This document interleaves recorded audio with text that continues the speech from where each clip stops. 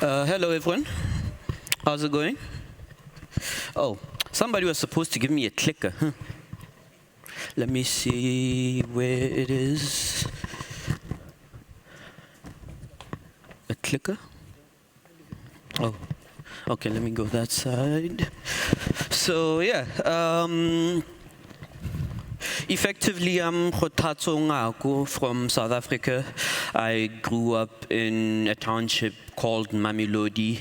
To those that don't know what Mamelodi means, it means the mother of all melodies, right? And yeah, South Africans love their music, so it's an aptly named township, and I grew up making music, specifically rap music. And yeah, so I consider myself a catalyst. The word came about when I was thinking what a founder actually is, and I felt like founder may not be the best term for what I'm trying to do, and yeah, the word catalyst was more attractive. And yeah, the scientific definition is an agent that accelerates a reaction without burning out, right? I've seen a lot of founders or entrepreneurs burn themselves out trying to make their businesses successful, and I was like, I don't want to do that to myself. So yeah, I went with the term catalyst, and now I'm applying it to Bitcoin because I want to accelerate the adoption of Bitcoin across the African continent. And yeah, I love Plan B Forum because on their Twitter profile it says accelerating Bitcoin adoption across the city of Lugano, and I'm like, okay, that's a mission I am appreciative of. And yeah, so the primary service that I am, championing this vision through is called Machankura.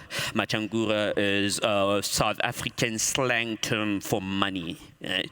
And the ultimate goal is, for me, is to get people in South Africa or across the African continent to start seeing Bitcoin as a form of money in a similar fashion that everyone in Lugano can go to a store and or to over 300 merchants and pay with Bitcoin. I want that to happen in South Africa as well. And yeah, the main barrier was internet penetration and smartphone usage. So a lot of people across the African continent have a cell phone like this. This is a feature phone, no internet, no camera, but it has a GSM connection. So this is where I was basing the idea from, right? And that's what Machankura is all about. And the logo delivers through with that vision quite a lot, because that is an old telephone in the center, and the outline could also look like a telephone booth depending on how you're looking at it. And the whole depiction for me helped me understand that, okay, there's a lot of infrastructure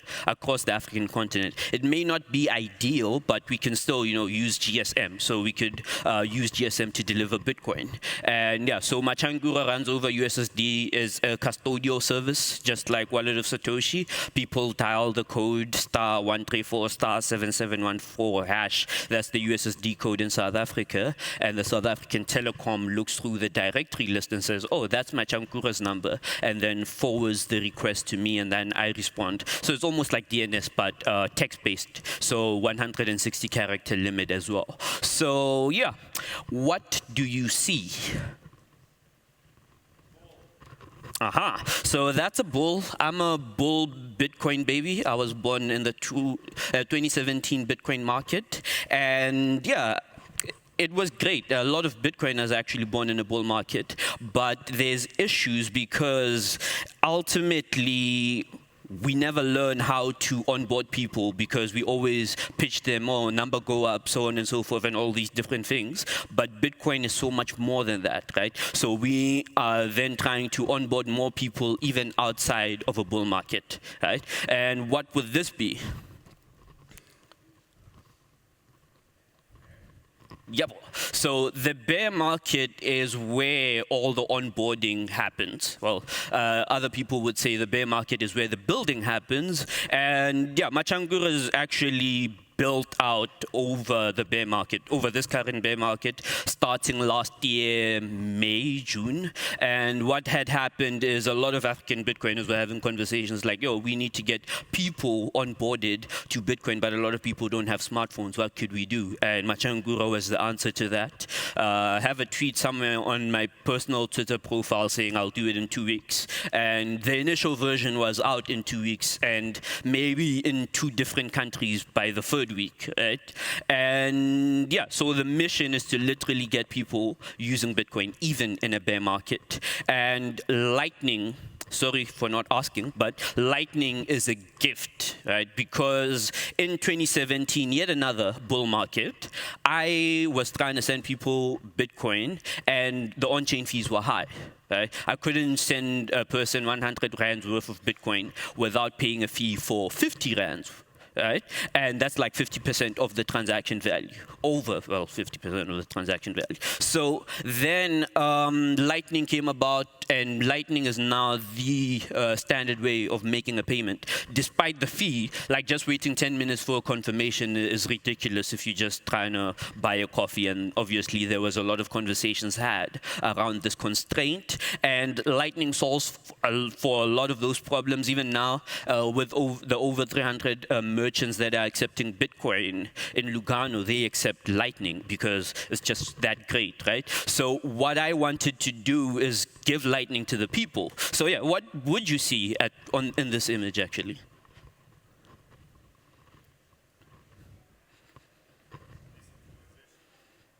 No.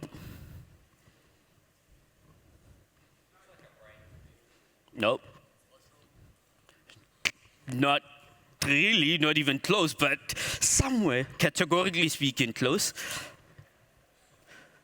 Yeah, that's a Raspberry Pi, right? So effectively, the first version of Machankura was running off of a Raspberry Pi. If you do not know what a Raspberry Pi is, a Raspberry Pi is a very small computer. Used to be cheap, now it's expensive.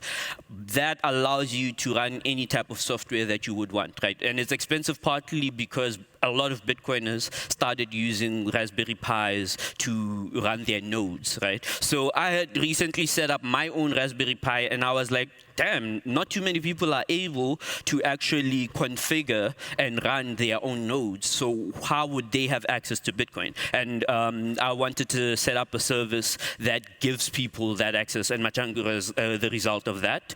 And yeah, the whole thinking, I think earlier Phil Zimmerman was talking about PGP and how in the earlier versions of the documents, there was something written about PGP is for people that pack their own parachutes. But of course, if you go skydiving for the first time and you have to pack your own parachute, I do not think a lot of people would be skydiving, right? So yeah, Machankura is an attempt to actually make using Bitcoin much easier. So there was another talk I gave where I showed a video of someone spending Bitcoin for the first time using Machankura, and they spent it to buy Bitcoin via to buy airtime via Bitrefill. We have a Bitrefill integration via an API. Thank you very much to the good people at Bitrefill for that API. And in the video, you see a person smiling and joyful and, you know, awe-inspired at their first Bitcoin transaction. That was not how my first Bitcoin transaction felt like. My first Bitcoin transaction was stressful. I did checks for the paste of copying the address I'm sending to, checks after pasting the address I'm sending to, checks on the blockchain explorer, checks on the wallet that was receiving, so many different checks, and it was just too stressful. And I think with Lightning especially, sending a Bitcoin transaction is much more easier. You even have Joe just sending it off a ring of his finger, right? And yeah, so what would this image be? And Honey Badger don't care, right? So the Honey Badger don't care attitude is really beautiful, right? It makes building much easier. So one of the things that would happen before I launched the service in a new country, I would Google, is Bitcoin legal in country X, right? In Kenya, in so on and so forth. And the articles that were written at the time usually said Bitcoin is illegal in country X, right? This would be Namibia, Kenya, so on and so forth. But these articles were written from a misinterpretation of what the central banks in Africa, in most of Africa, said, right? They said that, well, the South African central bank specifically said that Bitcoin is not issued by the central bank and it's not regulated by the central bank. People who use it at their own risk, and the central bank has no way to provide them recourse if they get scammed. That was what the notice said in South Africa. In other countries like Kenya and Nigeria, they went a little far by saying that, far depending on who you ask, by saying that any financial institutions that provide service to Bitcoin companies will get its license revoked.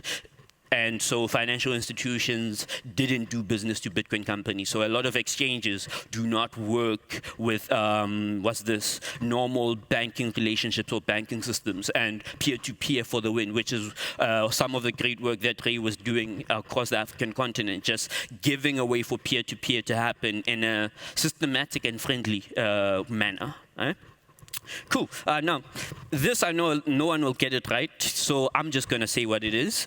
This is a mockingbird, right? So this is a songbird. As I did say, I grew up making music, and yeah, music has inspired my approach, right? And more recently, I saw a video on Quincy Jones and the process they followed when they made the Thriller album. Right? To those that do not know, the Thriller album is an album by Michael Jackson, which also happens to be the best-selling album in the history of music, right? And will most likely stay that way since people don't buy physical albums anymore and everyone is streaming.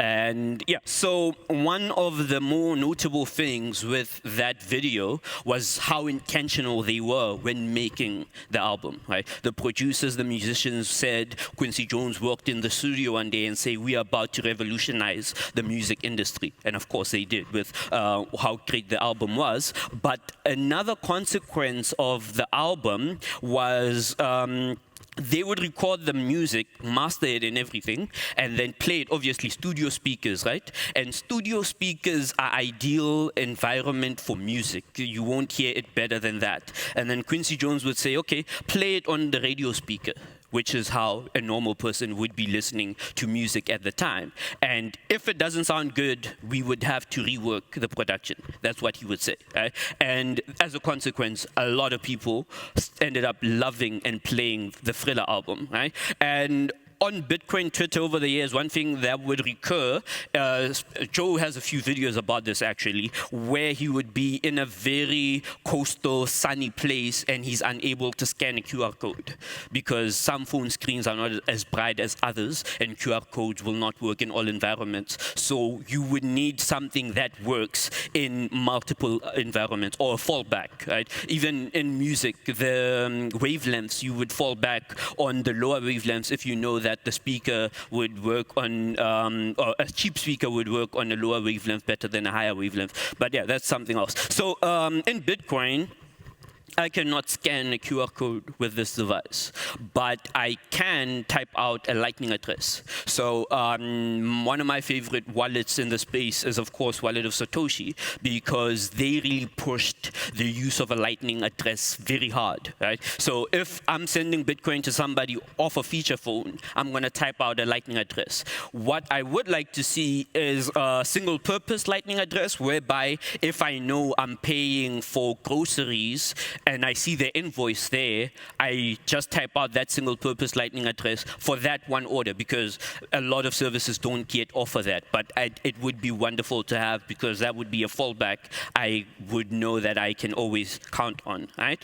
And cool. So this is also just going to say it. I told the AI image generator to create an image of Brazil, right? So this is Brazil.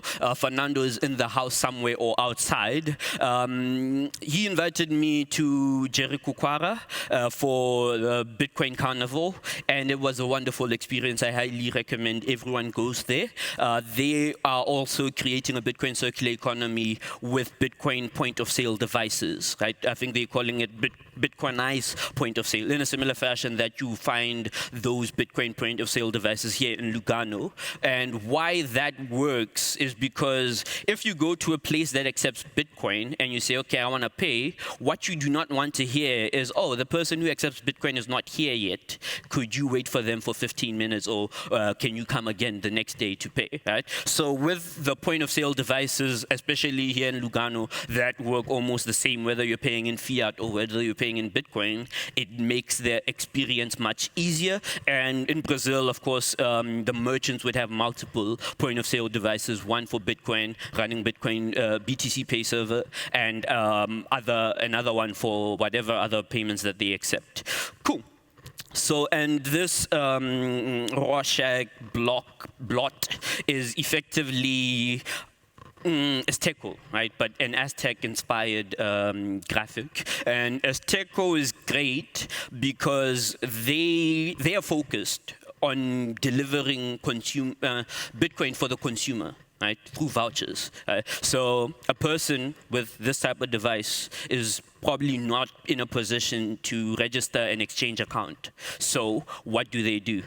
With the existence of Azteco, they just go to the corner store and buy a Bitcoin voucher and then just type out the 16-digit voucher code on their cellular device. Also, through an integration, they can redeem those Bitcoin to their Machankura account. And this one is a snowflake, of course, and this is a shout out to a company called Frostnip, right? So we all know Taproot was deployed, well, not all of us, but Taproot was deployed 2 years ago, and Frost is one of the cool things you can do with Taproot. And Frostnip is a company that is, I believe, pioneering the use of Frost and other Taproot signatures. And I basically used the implementation to develop an on-chain spending mechanism for Machankura users, because I didn't want to put a hot wallet on the internet with keys just sitting on one server. Technically, the Lightning node does that, but I wanted to explore what you can do with security. So having multiple servers or multiple signers remotely accessible, and then it's N of M setup.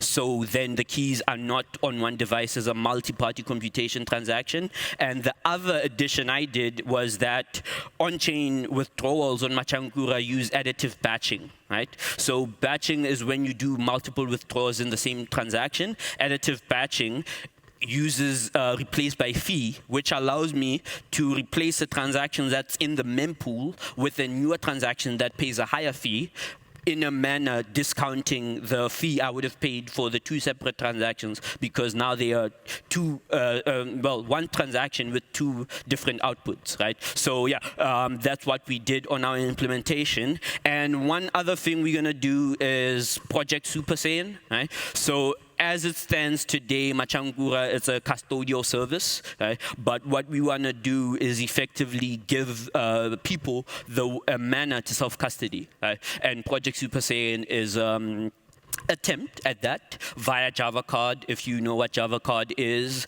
it's the technology that's on the chip on the SIM card or the chip on your credit card. It's programmable, and projects like Ledger, projects like Spectre, so many other projects are already using Java card to program the functionality to sign and store Bitcoin private keys. So yeah, any questions?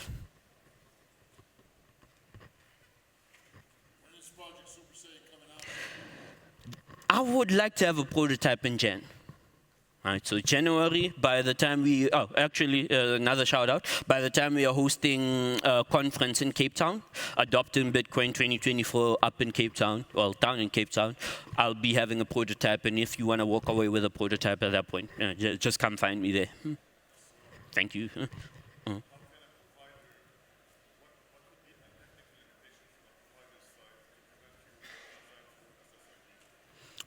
To prevent what? Just take this. Oh, okay. Joe's to save the day. Easier, isn't it? So what's the technical limitation where a provider can put some limitation to limit the transaction? So effectively, the only limiting factor today we have is a PIN. Right? So it's a 6-digit or more PIN that you could apply to your account. So if even the telecoms or whoever else will not be able to spend your Bitcoin without providing that PIN. For people who use the WhatsApp interface, we also have a WhatsApp interface, they can configure an OTP. So even if the PIN has been shared before, the OTP is there and they will have to provide an OTP to spend a transaction. Mm-hmm. Okay, one more question? Last question? Going once? Oh, okay. Sold to the man who already asked a question. No? Sorry. What would be like, okay, I'm talking about the Middle East. Oh, can you? I'm talking about the Lebanese market. Like in Lebanon, we're an emerging market with like very limited infrastructure as well. So what would be the requirements to start your way outside Africa as well? Out of South Africa?